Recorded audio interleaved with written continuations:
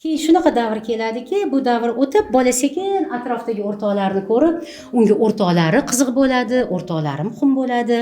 O'rtoqlarining gapi sekin-sekin, tarozi sekin ishlab, o'rtoqlariga o'tishni boshlaydi. Bu degani ota-ona ketib qoladi emas, bolaning ichidan. Ota-onaning o'rni sekin, deylik, o'zini joyini olib, qo'shimcha qo'shiladi o'rtoqlarining o'rni. Keyin sekin vaqt o'tib, bola keyin sekin o'zini qarashi o'ziga muhim bo'ladi.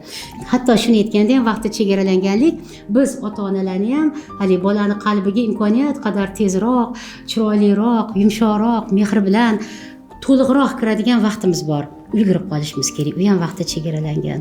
Do'stlikning ham o'zini vaqti bor. Kimgadir do'stligimizni ko'rsatishi, kimgadir do'stligimizni tushuntirib berishi ham o'zini vaqti bor, davri bor.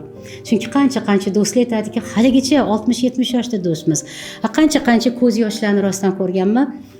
Siz men do'stlikni boshqa narsa deb o'ylagandim deb yum yig'lagan odamlarni ko'rganman. Va shunaqa davr bo'ladiki, o'zimizga kelamiz.